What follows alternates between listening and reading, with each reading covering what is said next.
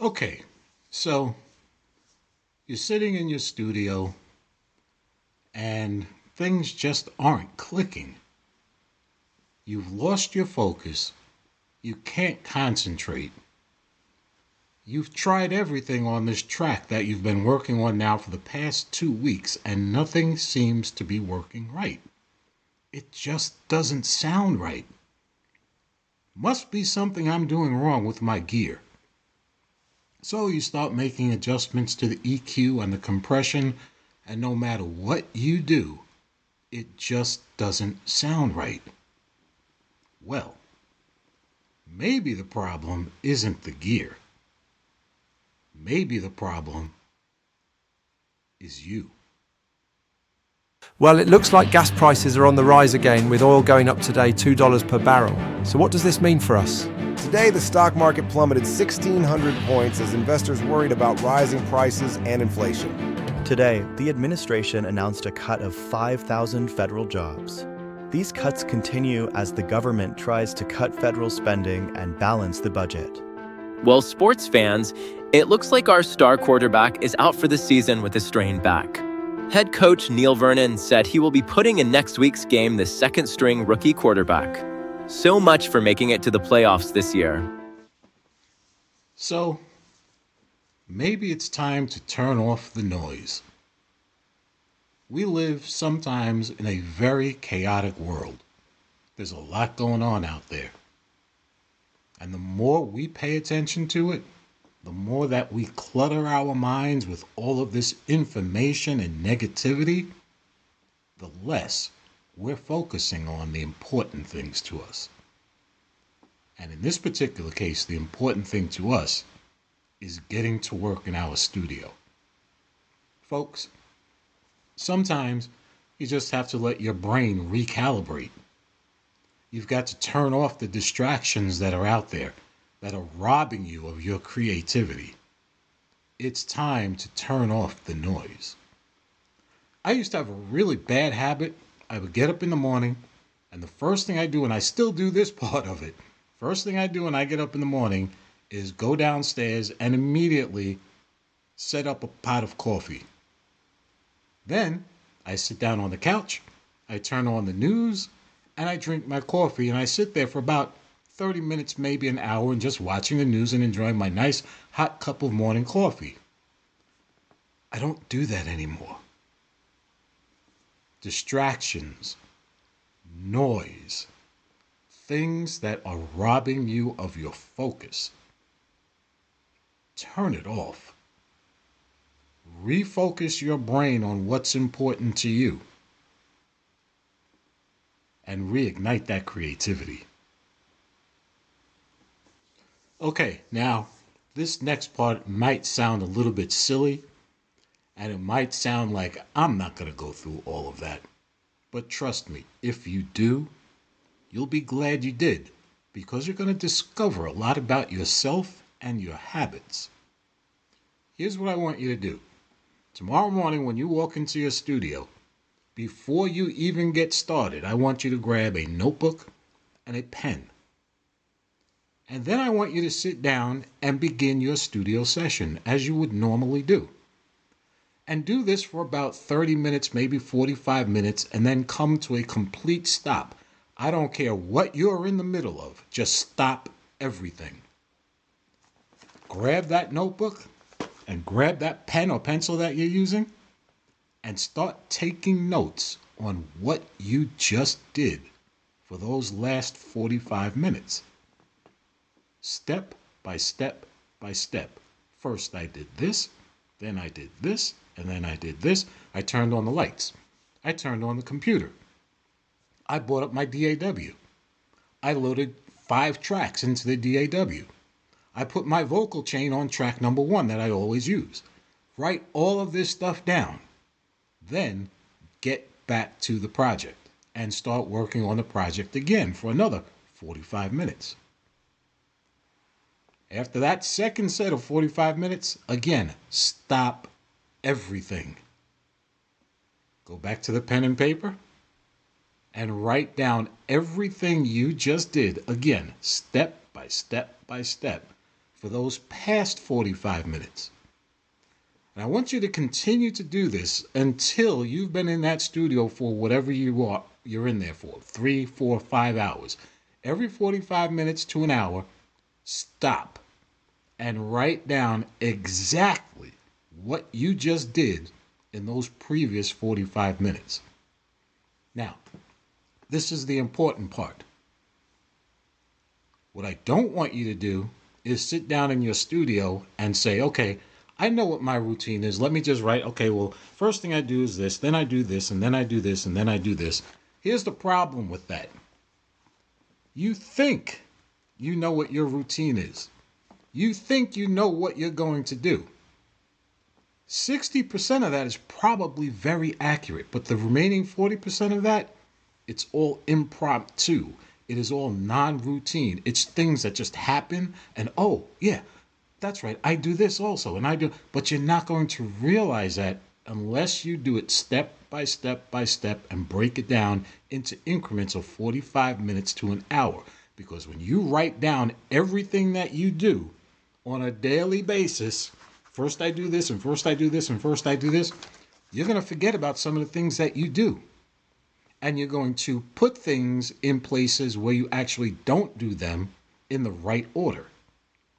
What is the meaning of all this? Why am I telling you to do this? It's very simple. It is very, very simple. Predictability kills creativity.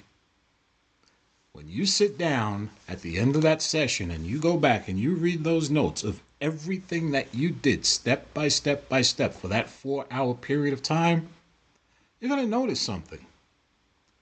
I'm constantly using the same vocal chain.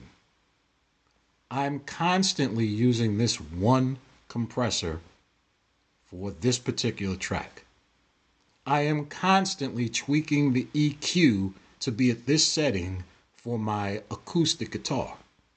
I am constantly doing this and this and this and this. Here's the point. Stop being so consistent. When you're that consistent, there's no creativity at all. And sooner or later, you're going to find yourself getting bored with what you're doing because you are constantly doing the same things over and over and over. You know, there's an old saying out there that talks about muscle memory. That's what this is. It's muscle memory. Your brain has trained your muscle to do this, and then do this, and then do this, and then do this. And at the end of the day, you say, okay, I'm done. Great job. And you know what? It probably does sound really good. The finished product probably sounds really good. But think of it this way. What are you robbing yourself of by not trying to mix things up and do things a little bit differently? Instead of step 1 being step number 1, make it step number 3. And instead of step number 4 being step number 4, make it step number 7. And instead of using this compressor, change and use this compressor. How about using a different vocal chain instead of reaching for that same vocal chain that you always reach for? Try something different because, again, predictability kills creativity. Hey creators, I just want to take a quick minute to invite you to become a member of this channel. If you've ever found yourself geeking out over the latest gear or searching for that perfect setup tip, this is the place for you. Welcome to the FX Studio 2 community, your new creative hub. Here we dive deep into gear discussions, share innovative ideas, and offer suggestions to elevate our skills. Whether you're a seasoned pro or just starting out, this is the place to connect, learn, and grow together.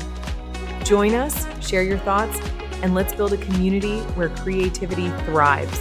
Ready to be part of the conversation? Just follow these simple steps on your screen and become a member of the FX Studio 2 community today. Let's create something amazing together. All part of the new FX Studio 2. Okay, now the next one, before I even begin, I want you to keep this in mind, okay? You're going to hear the first few lines of what I'm about to say, and you're immediately going to go down to the comments box and start leaving me comments about, you're crazy, I've spent way too much money on building this studio, I'm not doing that. Hear me out.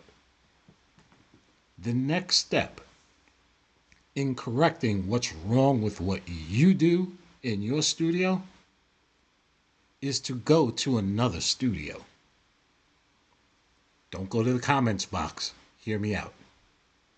Yes, you spent a lot of time and a lot of money and a lot of effort in putting together your home recording studio. And that's fantastic. I applaud you for it. Here's the thing. You have your routine, which I'm trying to break you out of here. There's nothing wrong with routine, but changing up the routine every now and then is a good thing. You have your routine that you stick with. If you take those tracks and book some time at a local recording studio in your area, say 4 hours of studio time with another audio engineer, all right, he charges $50 an hour. I booked 4 hours. It's going to cost me $200 to do this. Why am I going to spend $200 when I have a home studio of my own? Here's why. And here's why that $200 is probably going to be the best $200 you ever invested into your recording studio at home. Perspective. By taking your project into another recording studio, handing it over to another audio engineer, and sitting down next to him and watching everything that he does, that's going to be a really good learning experience for you, because you're going to notice some of the things that he does that you don't do at all. You're going to notice some of the things that he does that are slightly different than the way that you do it, but make a huge difference in the overall sound of the track. You're going to pick up so many pointers because you're getting a new perspective on how to do a certain thing. What settings is he using on the compressor? What is the vocal chain that he's using? I keep going back to compressors and EQ and vocal chains, but just as an example. You're going to learn from somebody else's experiences, their education, their time spent in the studio, and their perspective on how to do things right in their mind. Now, you're going to go back home to your recording studio, upstairs or downstairs in your basement, wherever it may be, and you're going to sit there and you're going to say to yourself, wow, you know what? That was well worth the $200 that I just spent, because I just got a 4-hour education and learned something new, learned a few things new that I never even thought of, because I put in the money to go to somebody else's studio and watch that person work on my project and see how he would do things differently from the way that I do things. Very important. I urge you to take this step and to do this. It will be, I promise you, it will be the best $200 that you ever invested in your recording studio. Okay, so just a couple more things that I want to bring up for you here, and this part is all about experimentation. Very important. You have to experiment with new ideas and new ways of doing things.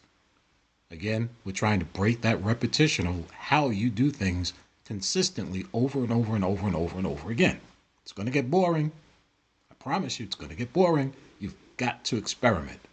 Now, the first thing that I want you to consider is experimenting with microphones and mic placement and amplifier placement in the studio. For example, you've watched a lot of YouTube videos, you've read a lot of books, you've read a lot of blogs out there on the internet, and people will tell you, as an example, an acoustic guitar. The best way to mic an acoustic guitar to record it is take 2 microphones. Take one microphone and put it about 12 inches away from the hole of the guitar. Take the second microphone and put it about 6 inches away from the 12th fret of the acoustic guitar. And let me tell you something, that works great. and it sounds great. And it is a tried, true, and tested way of recording an acoustic guitar. I've done that for years, and I love the sound that I get when I mic my acoustic guitar that way. However, you got to try different things. You have to try different miking techniques. Take two mics, but this time take one mic, and I want you to put it 6 feet away on the other side of the room. Then I want you to take another mic, and I want you to put it over your head, pointing down towards the acoustic guitar. Now start recording. What happens here? Totally different sound. Totally different sound. And you might just end up being very happy with it and say, hey, now I've got two mics on two different tracks. You know what?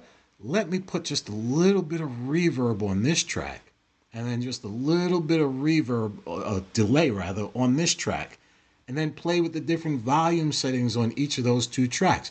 You would be amazed at what you come up with. It's all about experimentation instead of doing the same thing over and over.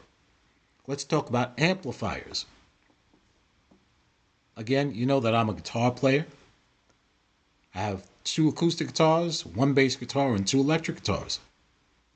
Sometimes I plug the electric guitar directly into the preamp, which then goes into the audio interface, which then goes through the DAW. Sometimes I mic my guitar amplifier, the old, trusted, tested, and proven way of doing it. Take that microphone and put it right in front of the speaker on that amp and go to town and start playing. Works great. Works great. But have you considered this? Don't do that. Again, take that one microphone and put it off to the side, pointed at an angle away from the amplifier. Take a second microphone and put it all the way on the other side of the room so that it picks up the ambience of the room. Now go back and listen to the 2 tracks and start tweaking individually each of those 2 tracks. Reverb, delay, compression, whatever it is that you're going to put on there. You might be surprised with what you come up with. Completely different sound. Again, experiment. Experiment. Don't be so routine. What about amplifier placement?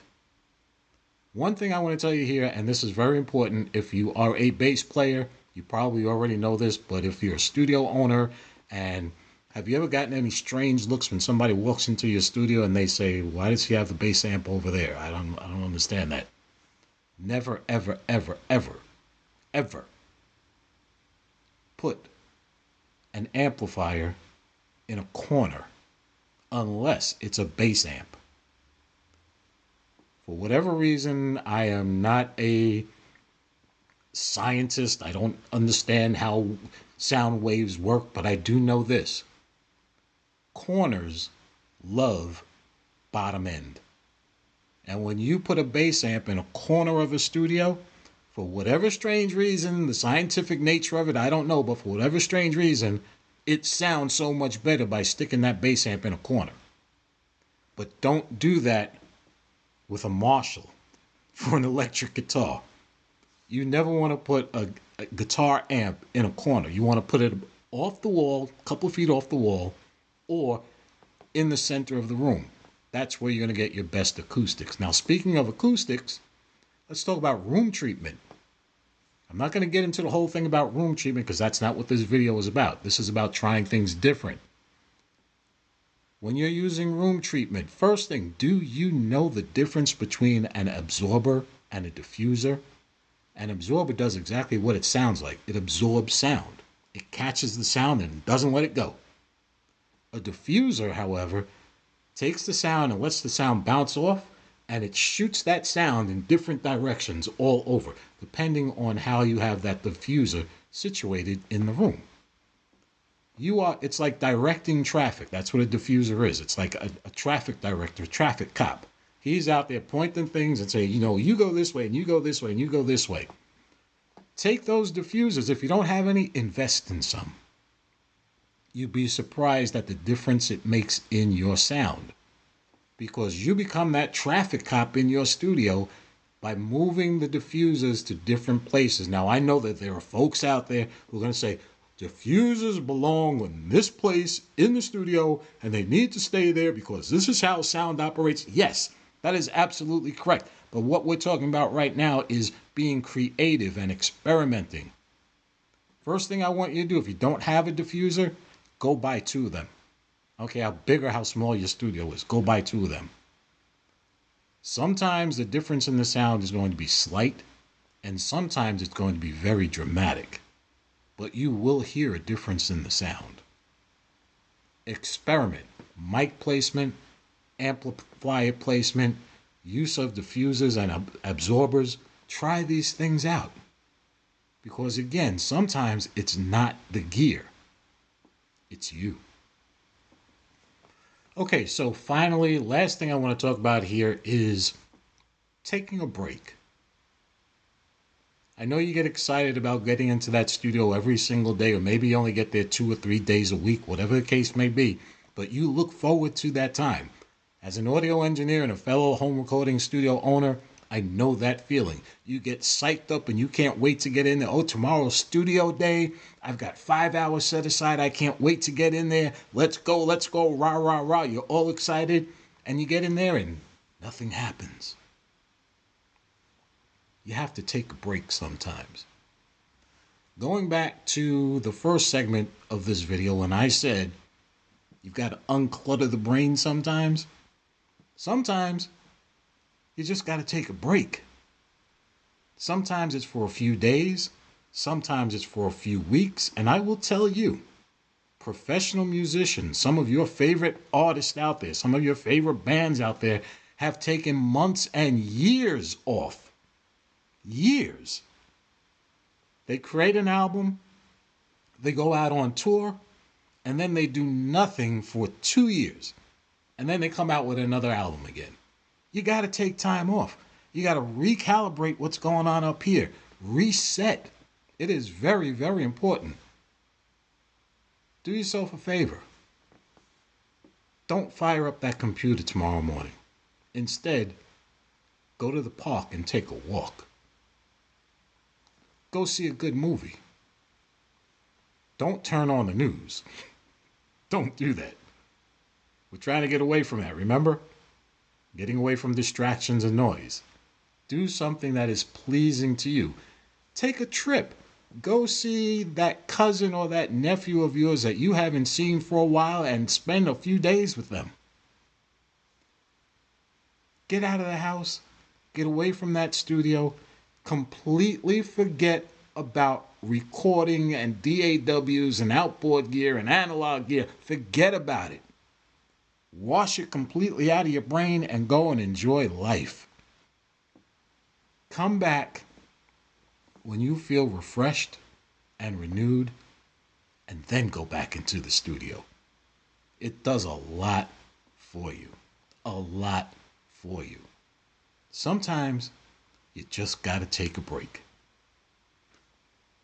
That's the video for today. I hope you got something out of this. This was not about the technology that exists in recording studios. This was not about different techniques and different ideas. This was about you. This was about this. This was about your mental state. This was about the way that you approach the things that you do in your studio and how to recalibrate and recharge and get ready for the next session. You follow these steps and I guarantee you will see some almost instantaneous results in your recordings. Until next time, G Sharp Jams out. Everybody stay safe out there, keep creating, and have yourself a great rest of your day.